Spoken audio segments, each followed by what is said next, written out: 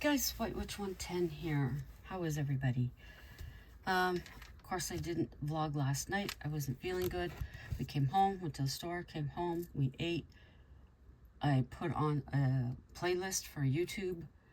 At some point, hubby woke me up.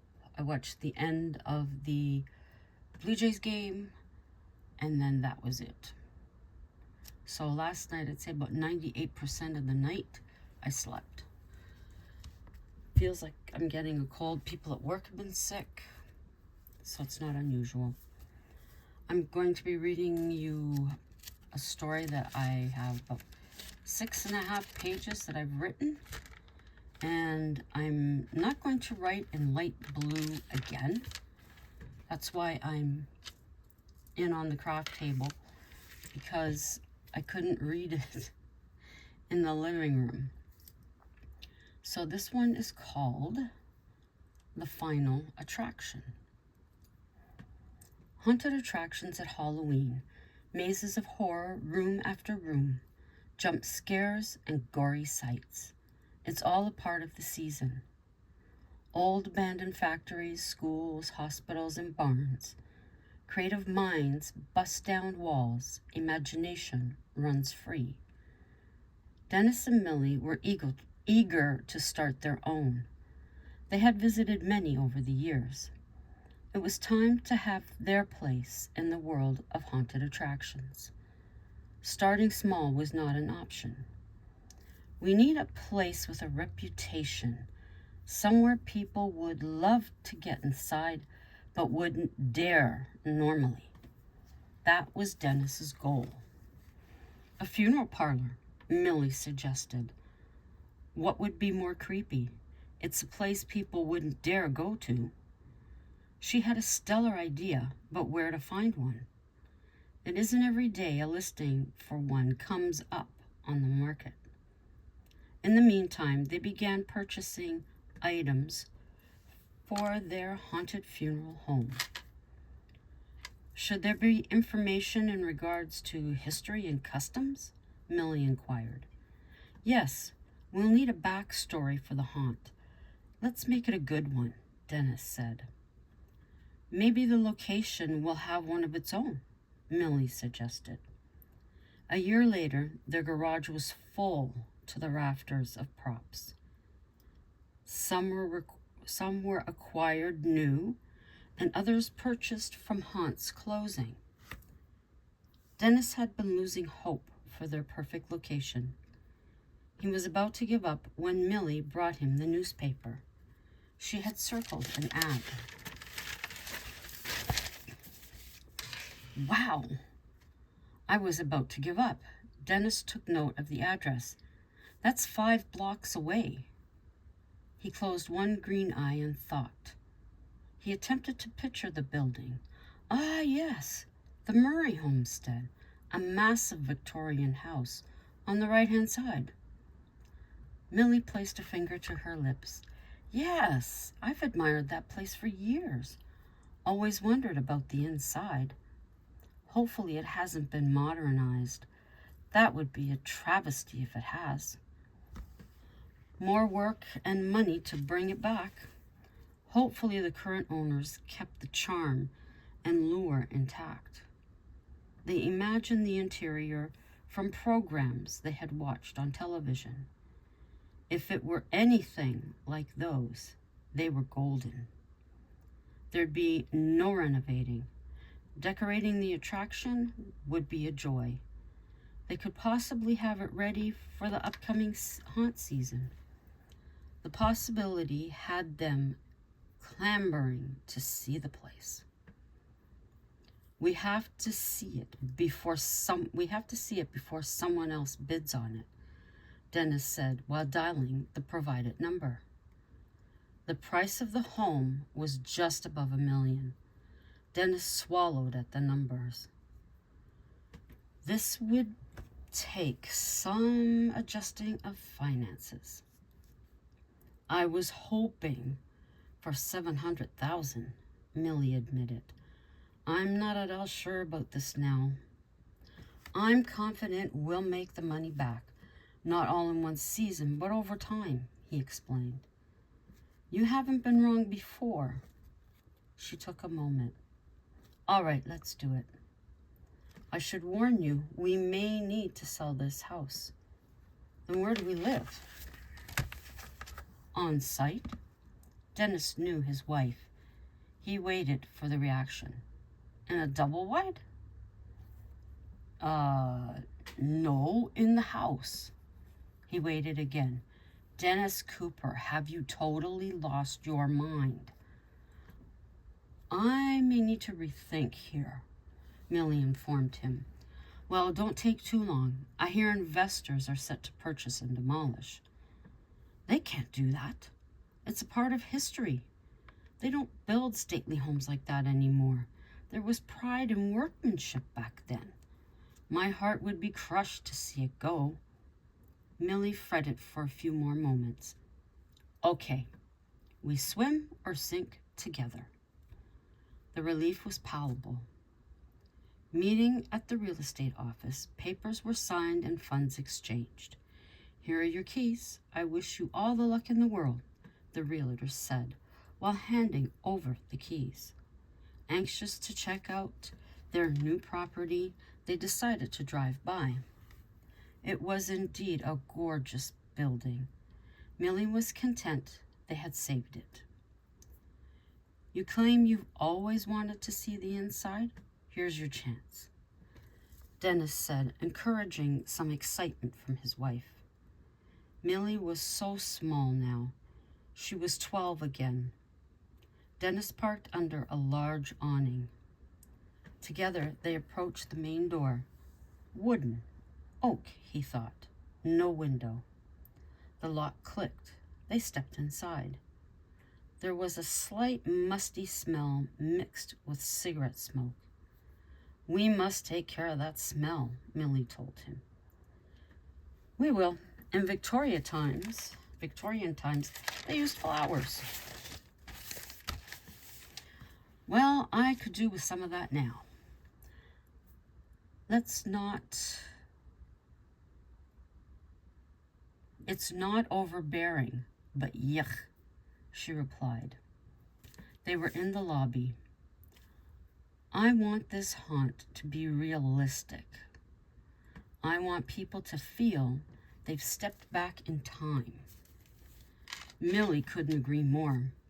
We don't want to be like every other haunt out there. Make it a real experience. Their excitement was now overwhelming. They were determined to make it work. Most of the usual problems with historic homes had been repaired. That was a huge savings right there. A few less things to worry about. The sold sign was pulled off the lawn as they watched through the window. Now it's ours, Dennis said, placing an arm around his wife. Now to design a logo and place a coming soon sign in place of the sold sign. Call it Dead End or Spiritually Yours, she suggested. Not bad, but let's not rush it, he replied. Over the next few weeks, the couple cleaned every surface within reach. The place was spotless, and most of the smell had dissipated. Now, the true planning began. They were going off photos from the internet. They would work with items that had remained, using appropriate animatronics they had acquired. Building what they were able to would cut cost as well. Charity shops would also come in useful. They were going to set up 2 parlors. They'd use the smaller space for an office. We could use this long room as a chapel, Dennis suggested. The kitchen, leave it as it is, though add some Victorian touches. Millie thought out loud. Upstairs off limits, if that's where we're going to live. You know, Millie, after spending time in here, I'm torn. I've been thinking of those rooms and how great they'd be for the haunt. That's a great idea. To tell you the truth, I wasn't looking forward to living in our haunt. I mean, who does that? I know people have haunts in their homes that are small, but that's just for Halloween night. On our scale, never, I'd say. Secretly, Dennis had had second thoughts on living in since it was mentioned. The couple toiled endless hours on their dream. Months of hard work came to an end in September. It's done. It's ready, Dennis pronounced. I feel that I want to admire it for a while before people come through, Millie expressed her pride. We've tried so hard, and I believe success in traveling back in time. She paused. I've forgotten a couple of small things. She dashed out of the room. She returned moments later, a locket necklace and corsage. Where did you find those? Dennis inquired. I used my own hair, more authentic this way. Millie placed a necklace on one mannequin and corsage on another. They're perfect, she declared. Walking through their haunt, smiles on their faces. We did great, sweetie. Dennis hugged and kissed his wife. He even gave a little squeeze to her hand. The name agreed upon, spiritually yours. Millie drew a coffin with a spirit rising from it. The wording was spooky, horror-like, and included their website and phone number. Dennis had taken photos, mentioned hours of operation and pricing on the website. It didn't take long for tickets to be requested. They were somewhat surprised. I thought being a new haunt might take a while to get business, Dennis admitted. People are wanting something new. I mean, look at the ones that we've been to. They are basically the same. Blood and body parts. Ours is different, Millie said. But are they expecting blood and body parts? Maybe, but I don't know. Just think of the surprise. This should be much scarier. I can give the history. Most people aren't going to read. Great. Great idea, Millie. I could play the part of the Undertaker. Millie thought about it. She'd need to write the history before it was agreed to. Smart to read up on Mr. Murray. Dennis, let's hire a couple of scare actors, to be on the safe side. I don't want you in character, depending on what I find. What difference does it make? All the difference to me. He allowed Millie to have her way. It wasn't a big deal. The actors hired, Millie explained she'd have their roles ready for them soon. Now to get down to the history. Mr. Murray was 85 years old when he retired. He and his wife had no children. They were unable to. Family members were sparse and far away. No one was interested in taking over the business. His wife had passed 5 years ago. He had kept with the Victorian custom and taken pieces of her hair in a locket that he kept in his pant pocket, and he included a photo of her as well. That's all I got, people.